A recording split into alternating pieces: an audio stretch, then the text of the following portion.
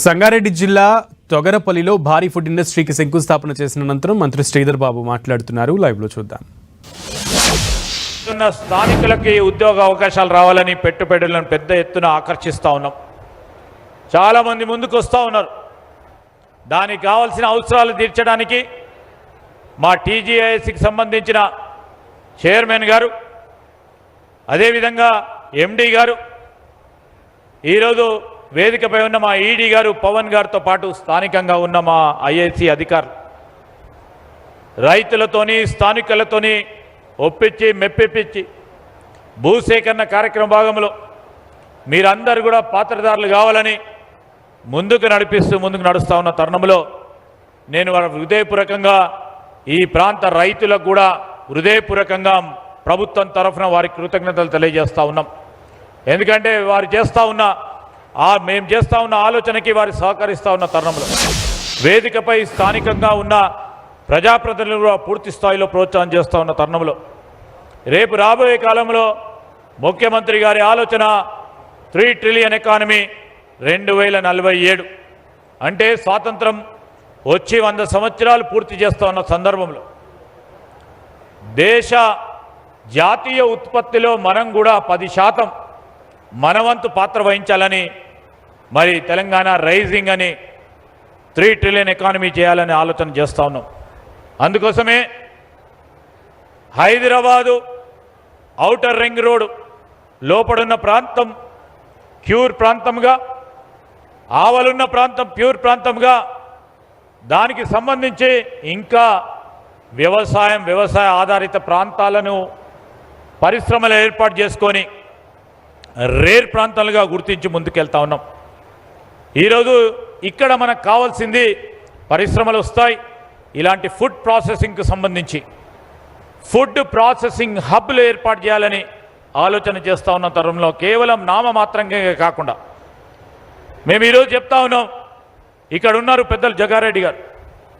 మేము జహీరాబాద్లో ఈరోజు ఒక పెద్ద పరిశ్రమకు సంబంధించి గత ప్రభుత్వం కేవలం నామమాత్రంగా భూమి కేటాయింపు చేస్తే దానికి సంబంధించి పూర్తి స్థాయిలో అనుమతులు కానీ అక్కడ ఉన్న రైతులతోని సంప్రదించి ఎక్కడ కూడా ఇబ్బంది లేకుండా 1-2 సంవత్సరాల నుంచి చేస్తూ ఉన్న ప్రయత్న భాగంలో వేమ్ టెక్నాలజీకి సంబంధించి వారికి కావాల్సిన అవసరాలను తీర్చడానికి, వారికి ఉన్న ఇబ్బందులు తీర్చడానికి మా ఐఏసీ అధికారులు, మా చైర్మన్ గారు చేసిన ప్రయత్నం వల్ల రేపో మాపో మ్యానుఫ్యాక్చరింగ్ని మొదలు పెడతా ఉన్నారు.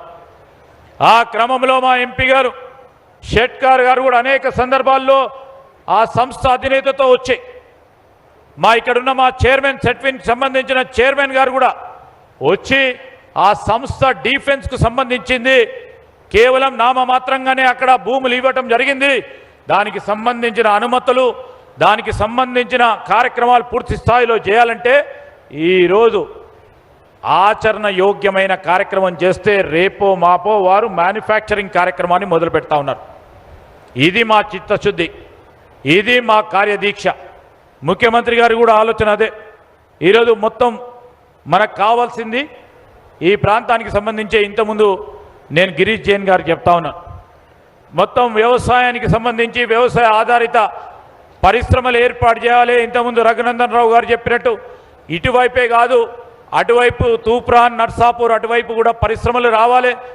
లేకుంటే మా నారాయణ ఖేడ్ ఎమ్మెల్యే గారు చెప్పినట్టు మరి అక్కడ కూడా పరిశ్రమలు రావాలి. పరిశ్రమల జోన్లు ఏర్పాటు చేయాలని చేస్తూ ఉన్న ప్రయత్నంలో ఇలాంటి ఫుడ్ ప్రాసెసింగ్ పరిశ్రమలకు సంబంధించి వ్యవసాయ ఆధారిత వాల్యూ బేస్డ్ మరి వ్యవసాయాన్ని తీసుకెళ్లే ప్రయత్నంలో ముందుకెళ్తా ఉన్న తరుణంలో కావాల్సిన ఏర్పాట్లు చేయడానికి కేంద్రాన్ని కూడా కోరుతా ఉన్నాం పెద్ద ఎత్తున నిధులు ఇవ్వాలని. ఆ క్రమంలో మనం చేస్తూ ఉన్న ప్రయత్నంలో మనము చాలా వరకు కూడా ఈరోజు గట్టిగా ఉన్నాం. రైస్ ప్రొడక్షన్లో అత్యధిక ప్యాడీ ప్రొడక్షన్ మొత్తం దేశంలోనే మొదటి స్థానంగా నిలిచింది. ఈసారి మన రైతుల సమన్వయంతో ప్రభుత్వం ఇచ్చిన ప్రోత్సాహకాలతో ఈరోజు వ్యవసాయానికి సంబంధించి వరి ధాన్యాన్ని పెద్ద ఎత్తున మనము ముందుకు తీసుకెళ్తా ఉన్నాం. ఇక్కడ పాల ఉత్పత్తి కూడా అదేవిధంగా ఉంది. అదేవిధంగా పండ్లు మరి వెజిటేబుల్కి సంబంధించి కూడా ఉంది. మరి మన ప్రాంతంలో చూస్తూ ఉంటాం, ప్రత్యేకంగా జహీరాబాద్లో అల్లం బాగా పండిస్తారు. అదేవిధంగా ఇక్కడ సంబంధించి సీరియల్స్ కూడా పంపిస్తారు. మేము చేస్తూ ఉంది వీటన్నిటికీ వాల్యూ అడిషన్ ఇవ్వాలి. ఇలాంటి పరిశ్రమలు వస్తే వాల్యూ అడిషన్ అంటే విలువ ఆధారితం చేయాలి. మనము రైతు పండించిన ధాన్యానికి సంబంధించి ఇక్కడే పరిశ్రమలు ఏర్పాటు చేసుకొని ఫినిష్ ప్రోడక్ట్ని చేసే కార్యక్రమంలో ముందుకు తీసుకెళ్లే కార్యక్రమం చేయాలి. మనమందరం కూడా చూస్తూ ఉన్నాం, ఇది ఫుడ్ ప్రాసెసింగ్ సంబంధించి రేపు రాబోయే కాలంలో దీనికి ఉన్న అవకాశం $9 ట్రిలియన్ మొత్తం ప్రపంచవ్యాప్తంగా అవకాశం ఉంది. I'm just saying to all the industrial partners over here, there is a scope for this food processing industries to grow up to 9 trillion economy, where India can also do and can bridge. There is a projected income of $700 billion by 2030. So this is a fast growing industry which is coming up, and Telangana has a emerging advantage. Telangana, as I rightly told, is the greatest producer of paddy, maize, oilseeds, turmeric, and also chilies and the poultry and the dairy products. And specifically, I can say the strategic location and the connectivity what we have.